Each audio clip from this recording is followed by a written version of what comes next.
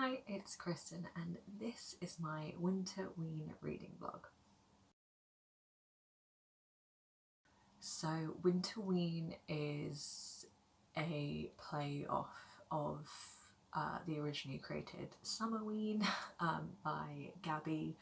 I'll leave creator links down below. I believe she created Summerween and Winterween to celebrate spooky stories, not just at Halloween time.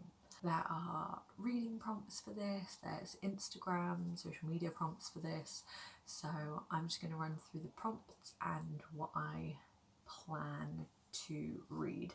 It's a week-long readathon taking place from the 5th of January to the 11th of January, so I don't know how much I'll read within a week, but these are the things on my TBR and we'll just see how many I'll get to. I have doubled up for some prompts to try and keep the number of books down. First off, prompt number 1 is just to read in the dark, which I'm sure I can do. It's generally dark in the morning and dark at night now, because it's that time of year, which is not great, but I'll definitely read in the dark at some point. Prompt 2 is to read a book with a witch on the cover, and I am going to read not a spooky book, but it's got witches in it. The Kiss Curse by Erin Sterling. This is like the sequel companion to The X-Hex, which I read last year, and this follows, I think, the main character in the first book's cousin and her romance. And so we have Gwyn, our main character, who's perfectly happy with the life she has in Graves Glen, which is the community she lives in. She has a little coven there with her family. She's all good in her life. And then this man, this male witch, Llewellyn Penhallow, comes to Graves Glen, and he has come to re-establish his family's connection to the town and make a new life for himself away from his father. But when he opens his own magic shop, he quickly learns that going up against Gwyn won't be easy, especially after an accidental magic-inspired and very hot kiss. So yeah, I think this will just be a fun, hopefully quick read. I love a bit of romance. I liked the first book well enough. It wasn't the best book I'd ever read, but it was enjoyable and I got what I wanted out of it, so I'm thinking this hopefully will be along the same lines. And I enjoyed Gwyn in the first book, when she was like a side character, so I'm hoping I'll enjoy her own story. So that's my witch on the cover, because we've got them at the bottom. 3 is to read a book with a snowy or winter setting. Now, I don't know about snowy, but I do have Old Acquaintance by Sophia Slater, and this is a sort of mystery thriller, I think, set at New Year's, which is winter time, end of December, beginning of January. It's winter, so that's what I'm going for. This is a book where our main character is invited to a New Year's Eve party by a former colleague and friend of hers, and it's in the Hebrides, so it's very secluded on an island. You have to get a ferry there, and the ferries don't come that regularly.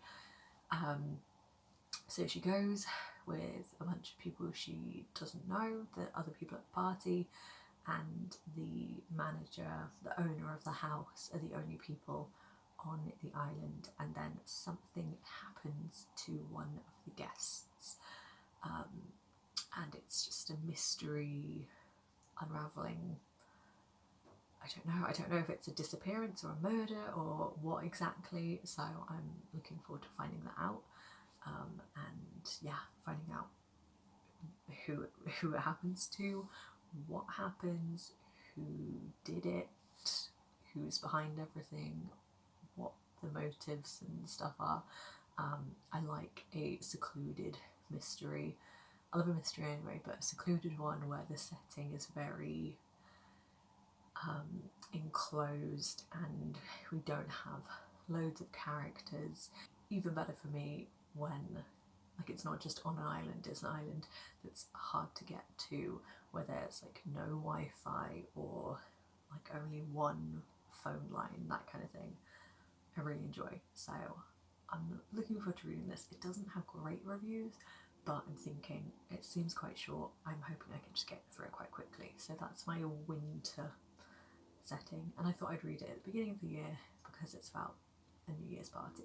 Prompt 4 is to read a book with purple on the cover, and this I'm just doubling up with the Kiss Curse because obviously it's a very purple cover.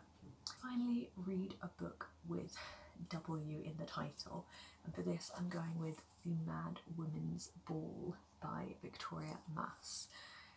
This is about an asylum in 1885 where women are locked up because of various things, often like hysteria. Once a year, the Mad Women's Ball is held, and these women are able to go out to this ball and sort of be back in society or pretend that they're in society. And it says for women, for the women themselves, it's a rare moment of hope. This is about various characters and how on the night of the Mad Woman's Ball their worlds collide. I don't know much about this and I sort of want to go into it not knowing much. It's very short, so again I'm hoping I can read this quite quickly. But yes, and that is it. There are 5 prompts. I've got 3 books on my TBR, and we will see if I get to them all and what my thoughts and opinions are. So I'm about halfway through Old Acquaintance on my Kindle, and we've had a few deaths and we've not got many suspects left in like the scope of things. Like the number of suspects has really dwindled. So I'm really like trying to work out what's going on, because also everything so far seems not connected, and like I can't work out what the connections are. Like the characters are connected in various different ways, but I don't understand how that all like fits together in terms of like a larger mystery. So I'm hoping to finish it today and get some answers.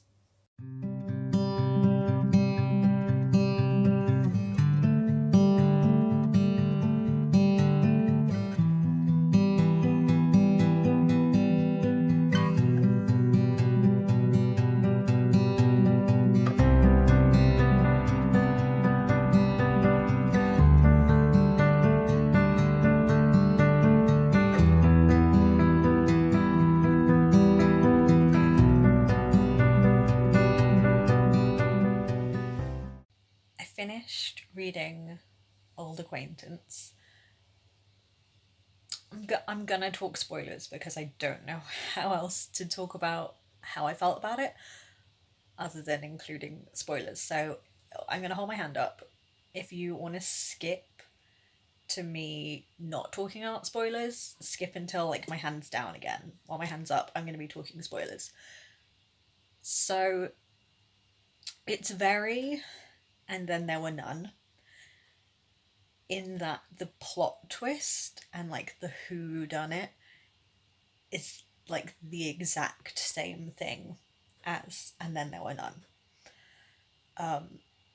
So if you've read And Then There Were None or seen an adaptation of it, you know what I mean in terms of, yeah, who the killer is. And there's just part of me that thinks like if you're going to do that, if you're going to redo such an iconic like plot twist, and because of the setting of it being a secluded island, it is so similar to And Then There Were None, which the author I think does say in like her author's note or acknowledgements and stuff. She did say it was like referencing or like homage to And Then There Were None, or that was like inspiration for it. But I sort of feel like if you're gonna do And Then There Were None, you've got to do it in like a new way, in a different way, with another little twist to it, because otherwise it's just same setting, same plot, but not as good. So yeah, that was my issue with it. And because of where it was set on like an island in the Hebrides, I was expecting it to be very atmospheric, and it wasn't really. I'm done with spoilers now.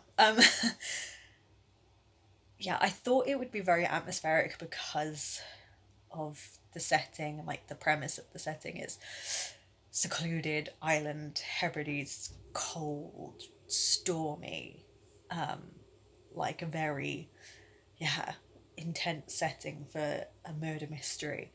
And there's like a couple of bits where the characters go outside, but not a lot. It's mostly just in the house. And so I feel like the setting wasn't played to its full potential in a way. And even though I thought the house was quite a good setting, I don't know if this was just me, but I was like picturing the house, and then there'd be a bit of writing that was like, oh, and then this room led to this room, or this room was next to this room, or they went around this corner and this was here. And like I could not map this house out in my head. Like I had a picture of how I thought it was, and then something in the text would like completely change where I'd been picturing things or what things looked like. And so I think at a point I just went, no, I have a picture in my head, that's how I'm imagining it, even though that's not the layout you're describing. So yeah, I feel like with such a cool idea for a setting, it could have been played with a bit more, could have had more going on with the setting. So that was slightly disappointing. I gave it overall, I think I gave it like a 2.75, because it wasn't anything new. It wasn't particularly like shocking or like twisty, or like it did have twists, but the twists it had weren't like surprising to me. So yeah, I didn't expect a lot from it, so I'm not like super disappointed. Just mildly disappointed, because I feel like it could have been better. I think this was a debut, so I do think I would maybe read more from the writer to see if like the more she writes, the more she improves on like developing setting and character and stuff. So I wouldn't write off the author. But it was not great for me. So yeah, a bit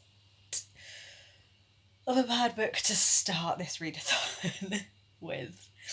We're going to move on to my next read for the readathon, and I'll let you know what that is in the next clip. So I started The Mad Woman's Ball. We have our main character so far. There's an older sort of middle-aged woman called Genevieve, who's a nurse at the asylum, and then we also have a character called Eugenie, who is this sort of young woman, teen girl, who can see spirits, or thinks she can see spirits, maybe can see spirits, and we're sort of getting a look at both of their inner lives a bit, but the characters have just met for the first time, so that's where I'm at with the story. It's not very long, so I might just update you when I'm finished with it, to be honest. I'm about 80 pages in. The whole book is like 210 pages, so hopefully a quick read. Last night I finished reading The Mad Women's Ball by Victorine Mars.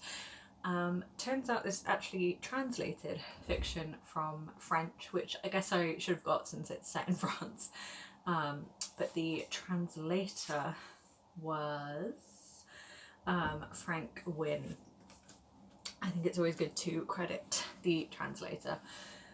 This one, I don't know, I think I'd really hyped it up because I thought it sounded really interesting, and then it was just a bit of a mixed bag for me. The cover of this is gorgeous. I just want to talk about this cover design. It's so nice. The cover designer of this was Becky Kelly, and I just think they did a great job. It's beautiful. Yeah, I don't know how I felt about this one. Considering it's such a short book, it's just over 210 pages, I think. Like 211 pages. I didn't read this very quickly. I thought this was going to be like an afternoon done, you know? But it wasn't. It did take me longer to read than it normally would take to read this size of a book. I don't know if that's because it was translated, maybe certain things, certain sentences here and there didn't flow as naturally because maybe in the French it's like you have one way of saying it and then it doesn't translate literally, or it's, you know, not as flowing in the English version. So I don't know if that was it. I felt like I really had to focus, and I don't know if that's just like I wasn't in the right headspace, or I felt like been having headaches, and so I don't know if that was like me struggling to focus on reading just because of how I was feeling, and so that's why it took me longer, or if like this actually was more to push through. I did see a review on Goodreads where someone said considering it so short, it took them a while to read, or they felt like it was a bit to get through. So yeah, that's just something for me personally to note about my reading. There were parts of this that I really liked. There were like certain phrases here and there, especially about like women's position in society and the way that society and men treat women, or the way that society views men and women, and how those like things are often like hypocritical, or just talking about the power structures of society. Obviously this is set in 1885, so there's a lot more to that in terms of women having far less rights than we do now, and how they were like men's property. And as we have a lot of characters in the asylum, they're just placed there by their fathers, by their husbands, by their brothers, just based on the male in their life's word. And actually, if they were just treated well outside of the asylum, then their mental health would not be as bad as it is. There's also commentary on like how the doctors and nurses to some extent treat the patients as well, how they're sort of just seen as, like, for the nurses, something almost to be scared of, these women, and for the doctors and the like assistant doctors and the interns and the students, they just see the women as like objects to look at and study, and not actual people with thoughts and feelings, and how often the way that these women are treated sort of exacerbates the way they're seen. There's a scene where Eugenie is being examined by the doctors, and the way that they talk to her and like touch her makes her really agitated, And so even though she's normally like perfectly calm, so because of the way they treat her, she gets really frustrated and angry. And then because she's angry and sort of lashes out a bit, they go, see, she's aggressive, she's violent, she needs to be put in isolation. And so it's just like, oh, it made me very frustrated and angry. I will say there's stuff like that and to do with keeping women sort of locked up, that if that will be something that upsets you or triggers you, the women in this book are not treated well at all. There is talk of women who in the past were sexually assaulted. There is a sexual assault that takes place within the story towards the end, which I don't know that I felt that was necessary. I don't think any sexual assault or rape scene is necessary. It just felt like almost tacked on to the end to just be like, yeah, it's even like shitter than you think, but like I already thought that what was happening was horrible, and I want to know why the author like included that, I guess. But yeah, this was an interesting look at these women's lives. It was based on a real asylum that is in Paris, and